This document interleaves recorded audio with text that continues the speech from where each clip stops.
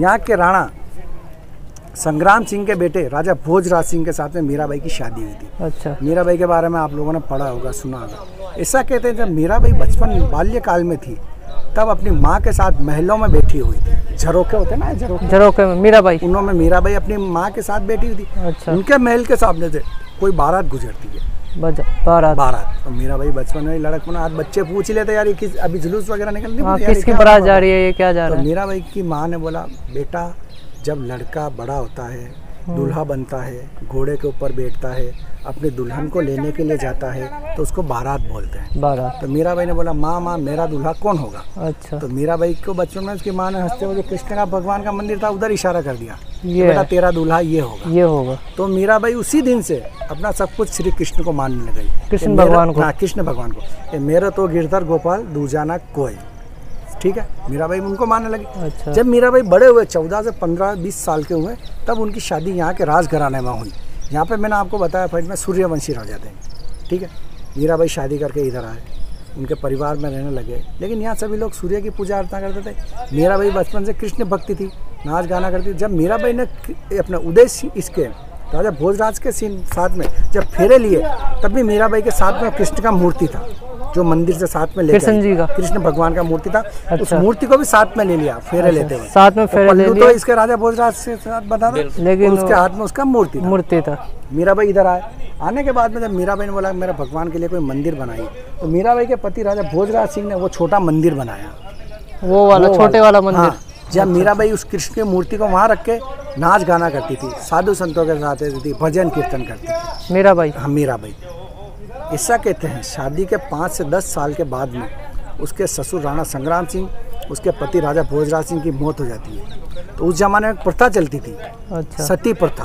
सती, अगर राजपूत लोग किसी भी कारण मारा जाता था तब उसकी पत्नी को भी उसके साथ चिता में बैठ के जलना पड़ता था, सती।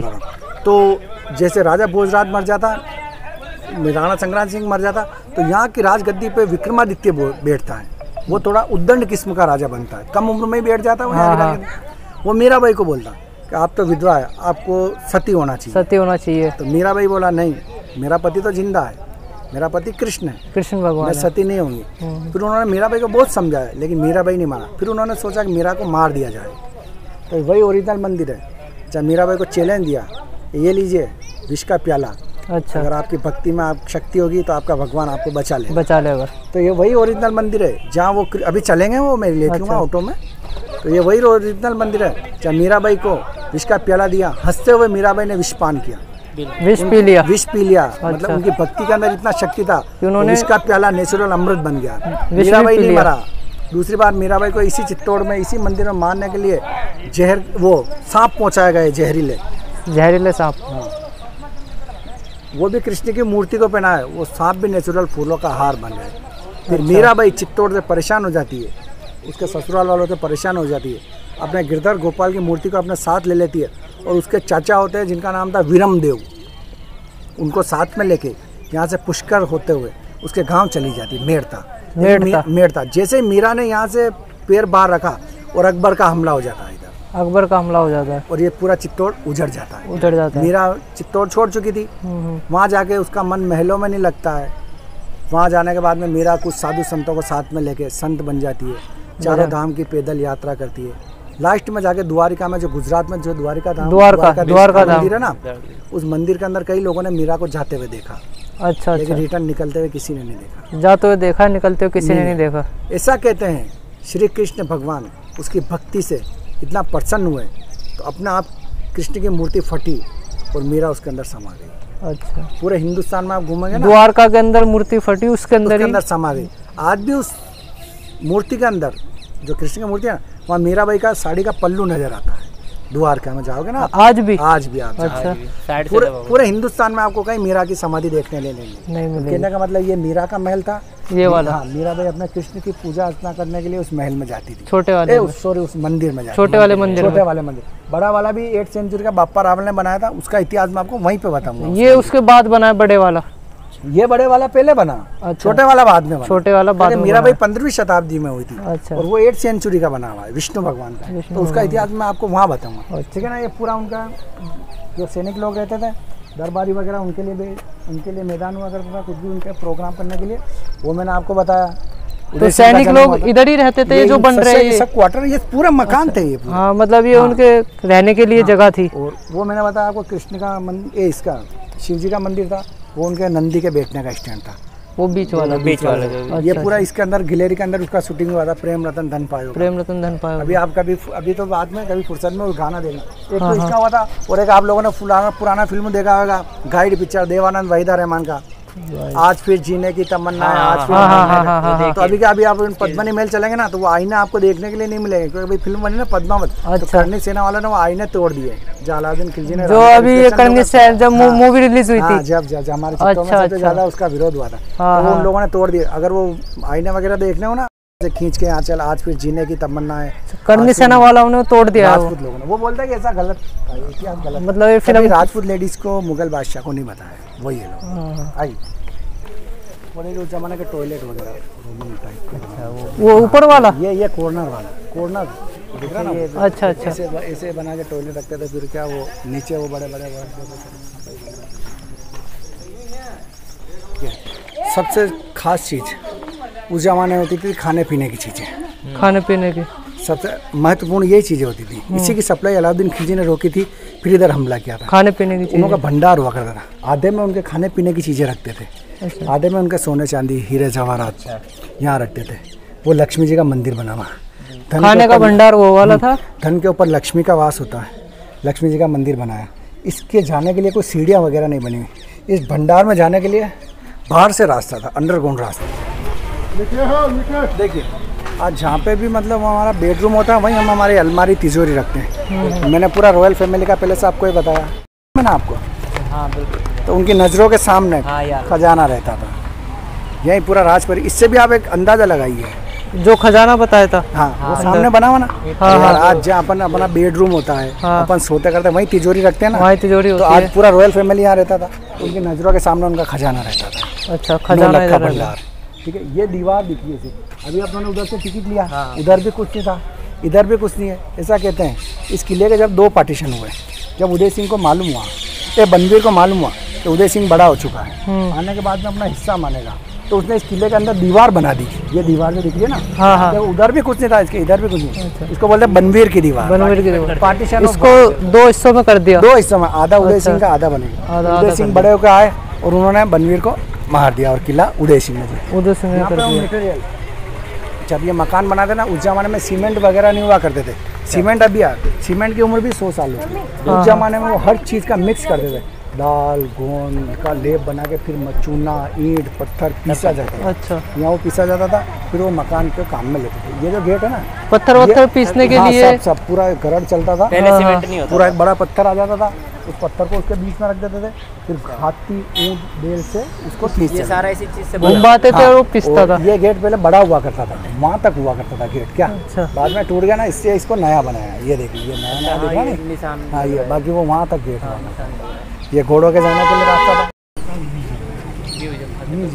क्योंकि 1906 में जब महाराणा फतेह सिंह, जिन्होंने फतेह सागर देखा ना आपने उदयपुर का, उन्होंने ही बनाया था। 1906 में वो यहाँ पे आए थे, तो यहाँ पे ठहरने के लिए कोई अच्छी व्यवस्था नहीं थी। उन्होंने एक होटल के हिसाब से इसको बनाया 1906 में, और इसको नाम दिया फतेह प्रकाश महल, जो वाइट वाला बन रहा है। 100 साल पुरानी बिल्डिंग है। आज 8 से 10 हज़ार लोग आ रहता है। उनके बच्चों के लिए गवर्नमेंट का स्कूल चलता। 1-2 कमरे के अंदर यहाँ के मंदिरों की टूटी फूटी मूर्तियाँ रख के, 2-4 बंदूकें तलवार रख के एक छोटा सा म्यूजियम बनाया हुआ है। मैं म्यूजियम आपको उदयपुर सिटी का देखो, एक गेट और आएगा, इसका नाम है बड़ी पोल। बड़ी पोल ये सबसे बड़ा गेट है, इसका कोई महत्वपूर्ण नहीं है, लेकिन इसका नाम दिया बड़ी पोल। ये 7वां गेट है या 8वां गेट? 8वां गेट। तो वही गेट था रामपुर का। अच्छा।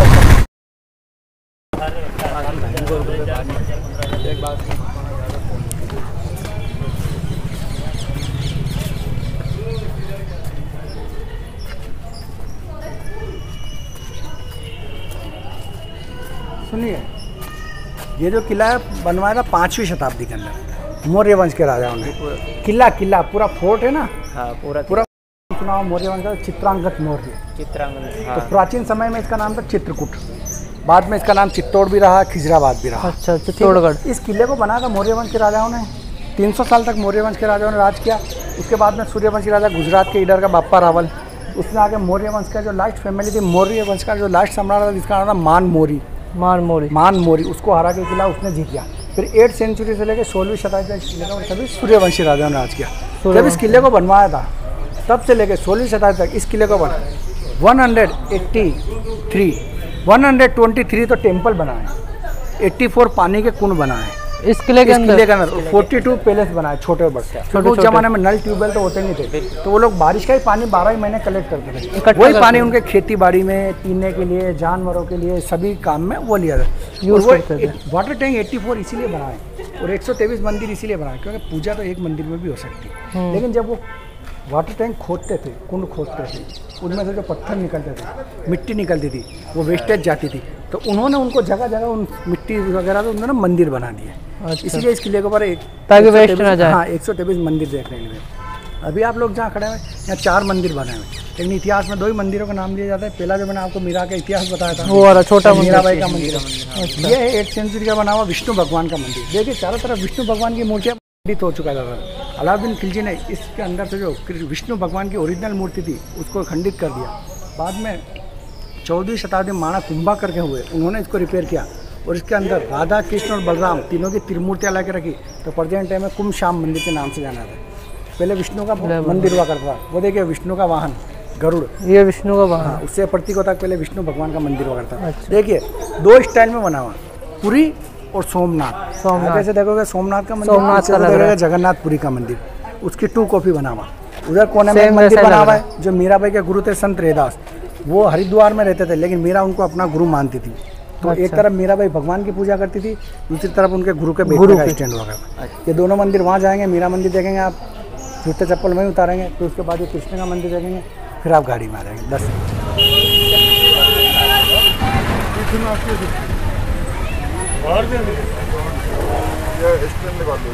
अच्छा, जो आपको टावर दिखाई दे रहा है ना, इसको बोला जाता है विजय स्तंभ, टावर ऑफ विक्ट्री। विजय की याद में बनाया स्तंभ। इसको बनवाया था 14th सेंचुरी में माणा कुंभा ने। 1448 में इसको बनाना चालू किया था, 1458 में बनके कंप्लीट हुआ था। 10 साल लगे थे।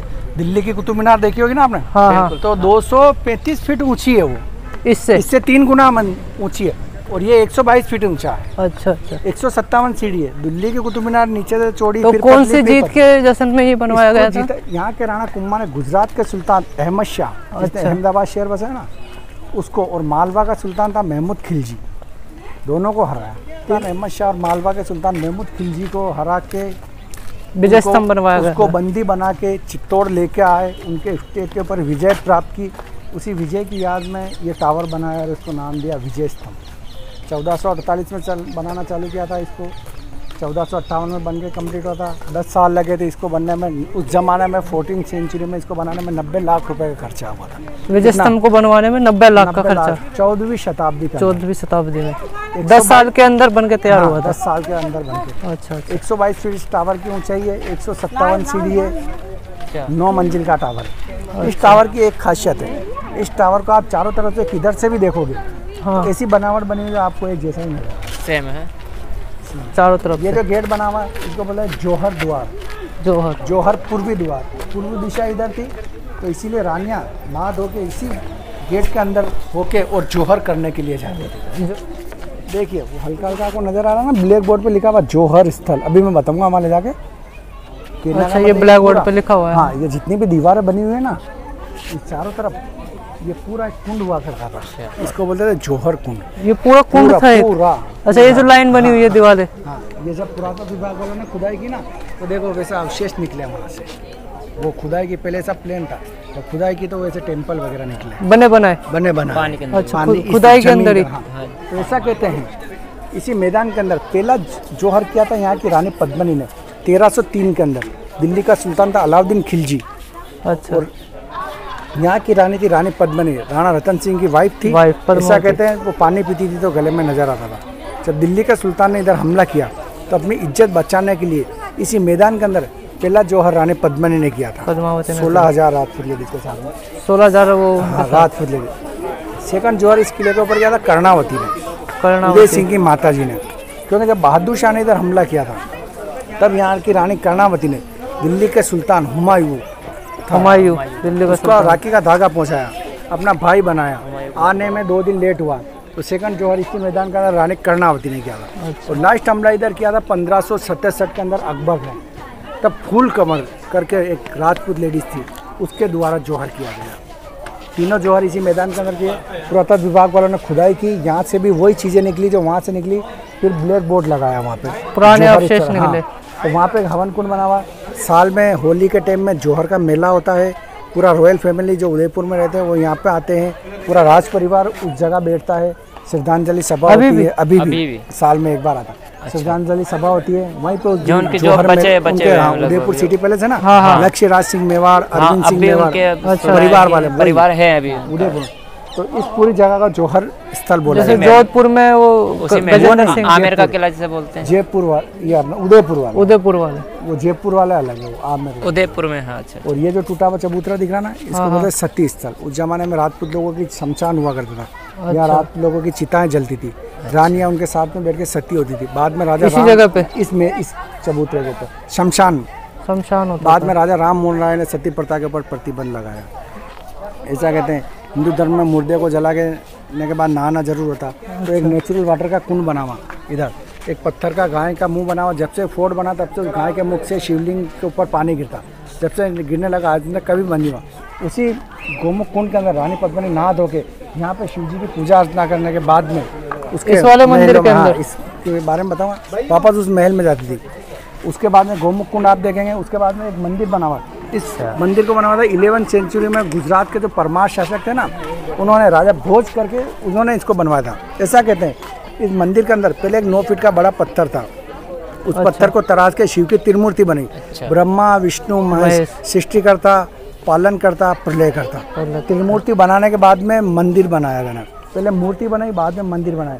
अभी आप लोग मेरे साथ चलेंगे तो देखेंगे मंदिर का गेट बहुत छोटा बना हुआ है, लेकिन अंदर आपको बहुत बड़ी मूर्ति देखने बहुत बड़ी मूर्ति है। समादेश्वर टेम्पल के नाम से इस मंदिर को नाम दिया गया पर्यटन। अभी आप लोग पहले टावर देख लीजिए, फिर आप मेरे साथ चलेंगे गोमुख कुंड देखेंगे, शिव मंदिर देख के, ये जौहर पैलेस देख के, फिर हम आगे चलेंगे कालिका माता का मंदिर, रानी पद्मिनी का पैलेस, लड़ाई का मैदान। ठीक है। तो ये सारे अवशेष निकले थे खुदाई में, मंदिरों के टूटे फूटे पत्थर थे ना, सारे आभूषण है, उनको यहाँ इकट्ठा कर दिया। अच्छा। ये निकले थे मंदिर, ये पूरा मंदिर। ये कौन सा मंदिर है? ये ताला लग रहा है मंदिर है ना। अच्छा। किले के ऊपर ज्यादातर शिव मंदिर ही मिलेंगे सारे, क्योंकि शिव भक्त हुआ करते थे। ये शिव मंदिर, ये शिव मंदिर, नीचे शिव मंदिर, वो शिव मंदिर।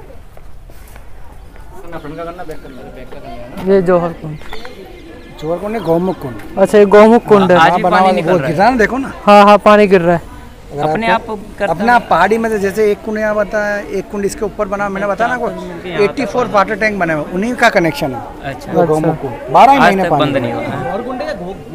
गोमुख कुंड है, जौहर कहाँ है? वो आगे गोमुख कुंड है ये।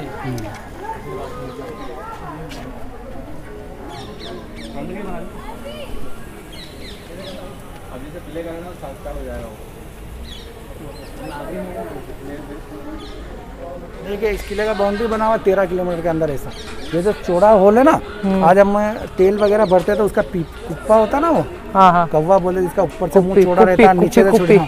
तो ये क्या करता था, ऊपर से अगर कोई दीवार के ऊपर चढ़ने की कोशिश करता था ना, तो उसके ऊपर गरम तेल वगैरह डालते थे। अच्छा। तो ऊपर छोटा मुंह है, वहाँ से डाल जाते थे, नीचे आने के बाद में पूरा दीवार में फैल जाता था। अच्छा। हाँ, और वो सामने चौड़ा वाला होल है, वहाँ पे तोप लगती थी।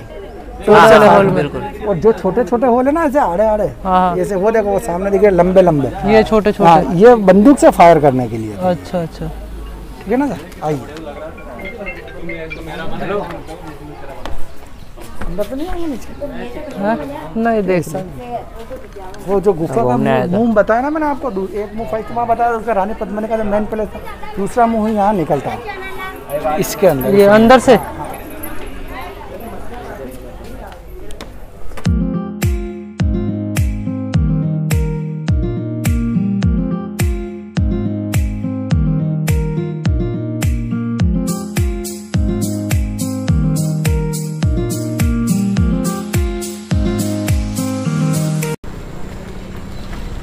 देखिए सन 1303 में आपको पता है दिल्ली का सुल्तान था अलाउद्दीन खिलजी। अलाउद्दीन खिलजी। यहाँ की रानी थी रानी पद्मिनी। ऐसा कहते हैं भगवान ने उसको इतना खूबसूरत बनाया था कि वो पानी पीती थी तो गले में नजर आता था। दिल्ली के सुल्तान को जब ये बात मालूम हुई, एक तो ये कारण, और एक दूसरा कारण क्या, पूरे हिंदुस्तान में मुगलों का अधिकार हो चुका था। चित्तौड़ के राजपूत उन्होंने कभी मुगलों की गुलामी स्वीकार नहीं की थी। ये मेवाड़ स्वतंत्र हुआ करता था उस टाइम भी। स्वतंत्र। हाँ, तो मीराबाई रानी पद्मिनी श्रीलंका की रहने वाली थी। सिंगल द्वीप की राजा गंधर्व सेन की लड़की थी। यहाँ के राणा रतन सिंह ने पद्मिनी को स्वयंवर में जीता था। जब मीराबाई से शादी हुई, पद्मिनी से शादी हुई, शादी करके पद्मिनी इधर आई तो उसके साथ में उसका एक चाचा और एक भतीजा जिसका नाम था गोरा और बादल। हाँ। वो लोग भी उसके साथ में इधर में आए पद्मावती के साथ। हाँ, जब अलाउद्दीन खिलजी को मालूम हुआ कि मेवाड़ के राजघराना में इतना खूबसूरत लेडी थी, वो पानी पीती थी तो गले में नजर आता था, तो उसको पाने की कुछ इच्छा होती है, उसको भी पालूंगा और दूसरा चित्तौड़ को भी जीत लूँगा। अलाउद्दीन खिलजी इधर हमला करता, लेकिन वो हमले में कामयाब नहीं हो सकता क्योंकि चारों तरफ 13 किलोमीटर के अंदर ये फोर्ट बना हुआ, 600 फीट की ऊंचाई के ऊपर बना हुआ, चारों तरफ बाउंड्री बनी हुई है। इम्पॉसिबल था इसके ऊपर वो आना। बल के मुकाबले वो नहीं जीत सका, उसने छल से काम लिया। यहाँ के राजपूत लोगों को खबर पहुँचेगी, देखिए देवियाँ तो अपने भक्तों को दर्शन देती है, मैं सिर्फ रानी पद्मिनी को एक बार देखना चाहता हूँ। यहाँ के राजपूत लोग राणा रतन सिंह ने उसकी ये बात स्वीकार कर ली। अच्छा ठीक है, हम आपको रानी पद्मिनी नहीं चाहिए, हम आपको दिखा देंगे, लेकिन हमारी एक शर्त है, हमारी बहू बेटियाँ घूंघट के अंदर रहती, पर्दे के अंदर रहती, हम अपने मान मर्यादा का ख्याल रखते हैं, हम आपको रानी पद्मिनी दिखाएंगे लेकिन फेस टू फेस नहीं, आईने के अंदर। तो अलाउद्दीन खिलजी को कैसे भी एक बार इस किले के अंदर आना था। रानी पद्मिनी इस महल में जाती थी उस वाले रूम से। अच्छा। उस रूम के अंदर 4 आईने इस तरह के सेट किए। उस टाइम में आईने तो हुआ नहीं करते थे। अच्छा। आईने का आविष्कार तो 18वीं शताब्दी के अंदर हुआ। ऐसा ही कुछ चांदी का प्लेट था, उसको सामने रखा। रानी पद्मिनी का जो पानी के अंदर पैलेस बना हुआ, इसकी सीढ़ी के ऊपर बैठाया, उसका परछाई, ये जो सीढ़ी बनी हुई ना यहाँ बैठा, उसका परछाई पानी में गिरा। ऐसा कहते हैं बहुत से लोग कहते हैं रानी पद्मिनी को नहीं बैठाया, उसका जो भतीजा था ना घोड़ा, वो भी उतना ही खूबसूरत था, तो लेडीज की ड्रेस में उसको बिठा दिया गया। अच्छा। यहीं पर अलाउद्दीन खिलजी ने देखा। फिर अलाउद्दीन खिलजी राणा रतन सिंह के सत्कार से, मेहमान नवाजी से इतना खुश हुआ कि राणा रतन सिंह को बोलता, देखिए आपने हमारा इतना आव भगत किया, तो आपको तो हम इस किले के मेन गेट तक छोड़ने के लिए गए, उसके साथ धोखा किया।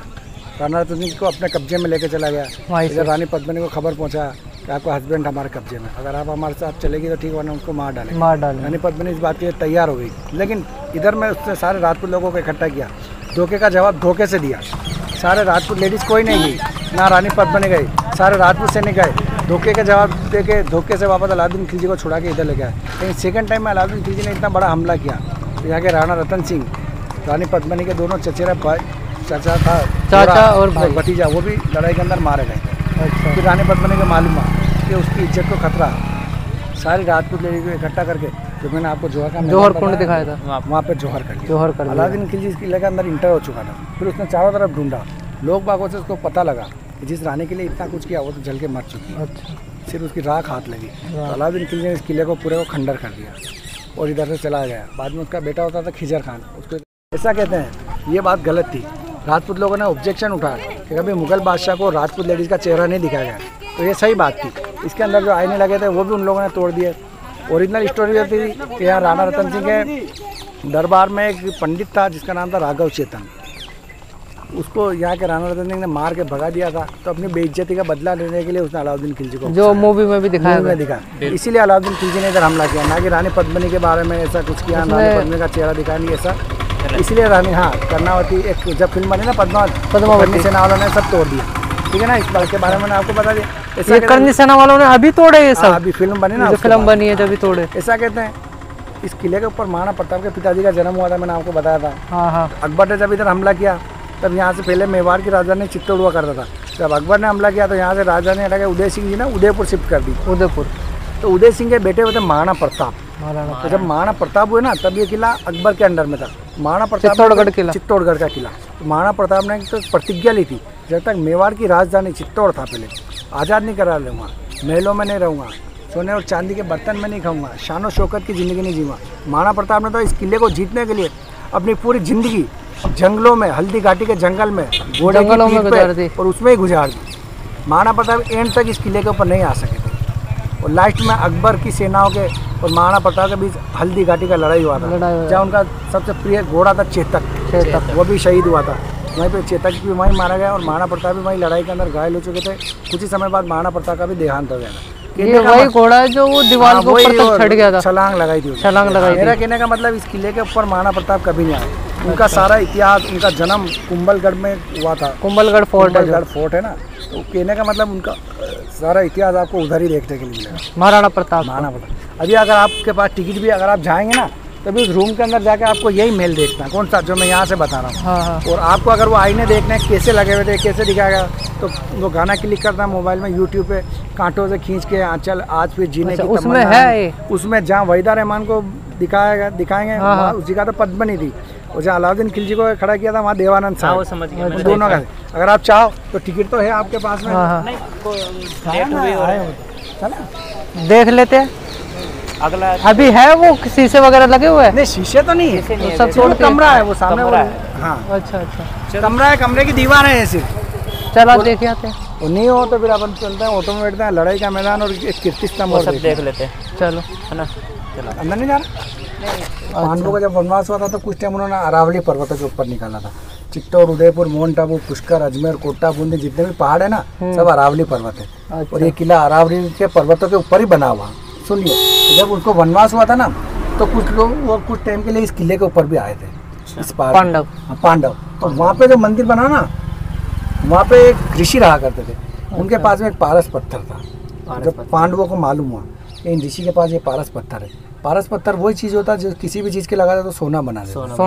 तो उन्होंने पांडवों ने मांग की कि ये पत्थर तो आप हमें दे दीजिए, तो ऋषि ने मना कर दिया कि नहीं। लेकिन फिर उसने सोचा कि अगर ये पत्थर मैं इनको नहीं दूंगा तो ये मार के ही मेरे से ले लेंगे। तो उसने एक चैलेंज रखा, अगर आप एक ही रात में इस किले की तटबंदी कर दोगे, बाउंड्री बना दोगे इस पहाड़ की, पूरे किले की, तो मैं आपको ये पारस पत्थर दे दूंगा। तो इधर से क्या कुछ बाउंड्री अधूरी रह गई। उन्होंने कहा अच्छा ठीक है, हम एक रात में बना देंगे।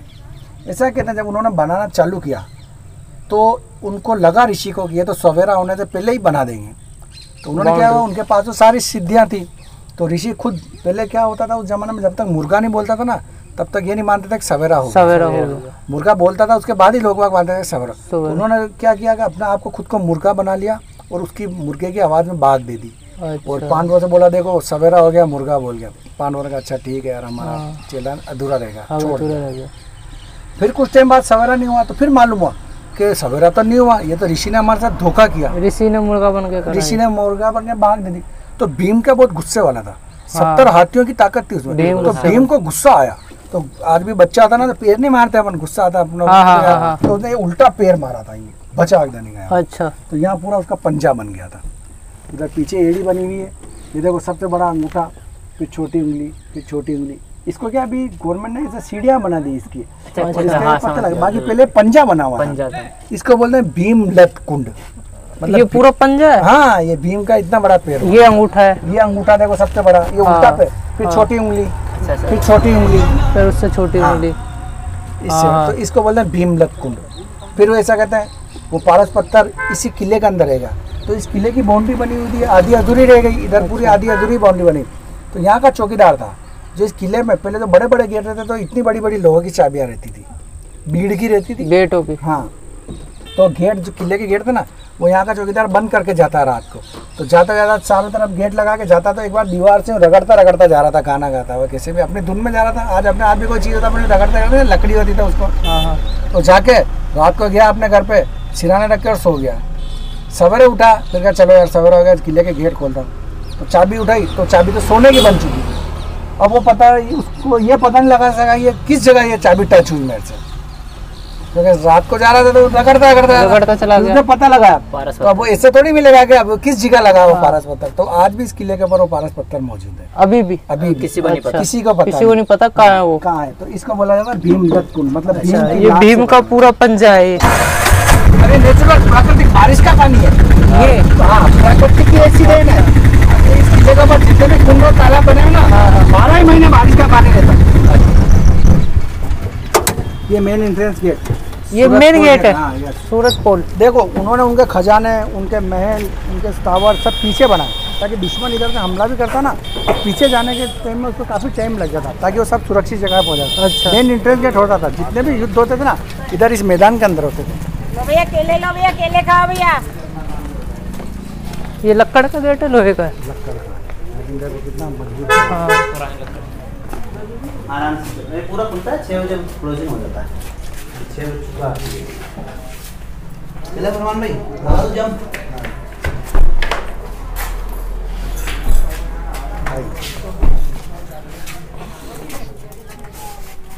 देखिए भैया, लड़ाई का मैदान। ये पूरा लड़ाई जैसे ही पहाड़ी के उधर से सूर्य उदय होता था, लड़ाई चालू हो जाती थी। पहाड़ी के पीछे सूर्यास्त होता था, लड़ाई बंद हो जाती थी। वो नए गेट बने हुए, 7 दरवाजे इधर बने हुए हैं। ये जहाँ खेती हो रही है पूरा ये लड़ाई का मैदान है। अकबर वगैरह सभी ने, जितनी भी सेनाएं थी ना इनकी, अलाउद्दीन खिलजी वगैरह की, इसी मैदान के अंदर डेरा डाला। आराम से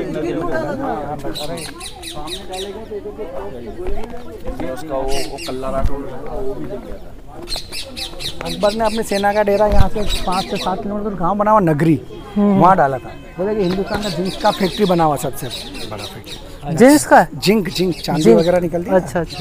ये पूरा लड़ाई का मैदान, ये पूरा वहाँ से वहाँ तक पूरा लड़ाई का मैदान है। पूरा शाम होती थी, लड़ाई बंद हो जाती थी। मुगलों की सेना अपने अपने खेमों में चली जाती थी। अच्छा। इधर की सेना इधर आ जाती थी। तो जो अलाउद्दीन खिलजी ने जो डेरा डाला था, यहीं डाला था? नहीं डाला था, इन्हीं पहाड़ियों के पीछे डाला था। अच्छा, ठीक है ना। ये 7 दरवाजे पुराने बने हुए हैं। यहाँ आने के बाद में एक टर्न इसीलिए दिया कि अगर दुश्मन हाथी लेके भी चढ़ाई करता ना, तो एक बार हाथी भी रिटर्न हो जाता। हाथी चढ़ नहीं सकता था। ये सीढ़ियाँ अभी बनाई, पहले प्लेन था, स्लोप था। अच्छा। अगर चढ़ भी जाता तो हाथी के सर के मुकाबले उन लोगों ने इतने बड़े बड़े किले लगाए, वो किले के जैसे ही उनको तोड़ने की कोशिश करता, उसको घुस जाते थे, जहर लगा देते थे, हाथी यही मार देता। ये गेट नया 14th सेंचुरी में बना हुआ। मैंने बताया पहला जो पुराने गेट था अष्ट धातु का था, सोना, चांदी, तांबा, पीतल, लोहा, जस्ता, तांबा। वो गेट अकबर ने 1577 का अंदर हमला किया, वो गेट वो अपने साथ में निशानी के तौर पे ले गए। आज भी वो गेट आपको फतेहपुर सीकरी जाओगे ना, आगरा वहाँ देखेंगे ये नया गेट। तो वहाँ पे वो गेट उन्होंने लगा रखा है? हाँ, वो यहीं का ले जाएगा। अच्छा। इस गेट का नाम है सूरजपोल गेट। ये गांव बसा हुआ पूरा, जिसका नाम है सूरजपोल गांव। ये गांव सूरजपोल का छोटा गांव है।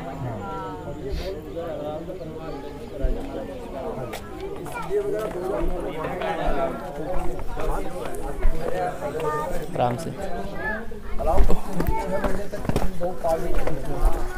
सिकंदर अपने साथ तो हो गया बाबा।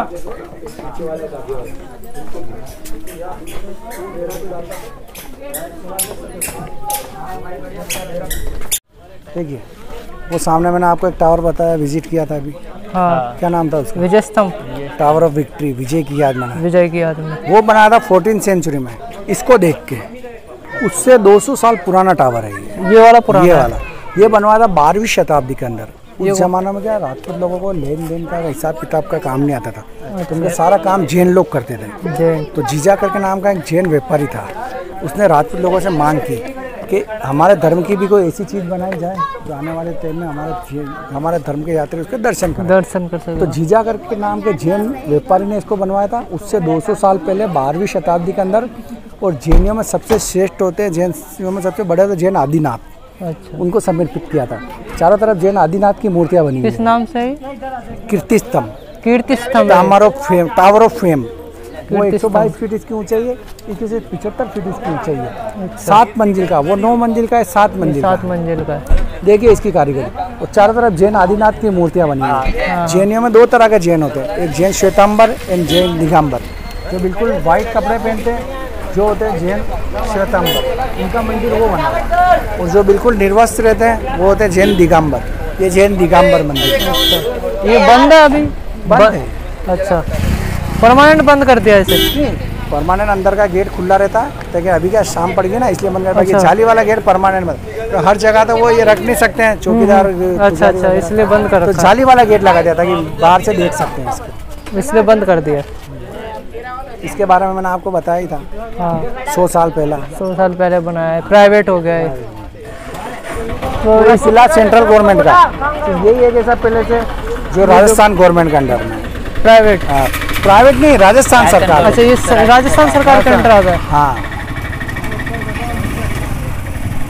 ठीक है।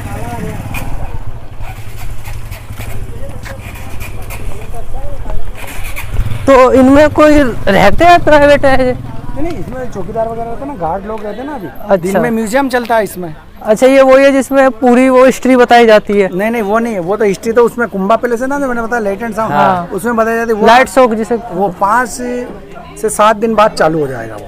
अभी क्या पूरा खुला है ना, तो वो कितने बजे से चालू वो होता है? शाम को 7 बजे बाद चालू होता और है। जब अंधेरा होता है ना, 50 मिनट का शो होता है। अच्छा, तो उसमें पूरा बताया जाता है? उसमें मतलब उसको सुनते ना तो आंसू आ जाते हैं। पूरी वीडियो के साथ दिखाते हैं? ऑडियो इसमें आवाज आएगी, जैसे अलाउद्दीन खिलजी के उसमें उसकी शाहरुख खान की आवाज आएगी, बंदूक के तलवारों की आवाज आएगी, तोप गोलों की आवाज आएगी। रानी पद्मिनी से चली थी तो जौहर की जो ज्वाला बनती ना, उसकी तरह उसकी लाइट लगेगी। मीराबाई की शादी हुई थी, बारात की तरह लाइट लगेगी, शहनाई बजेगी, इतना पूरा साउंड चलता और पूरे पैलेस में लाइटिंग। अच्छा शो है। इसके क्या चार्जेस है? 120 रुपए। अभी पहले चार्ज तो 120 रुपए। अच्छा, क्या करो,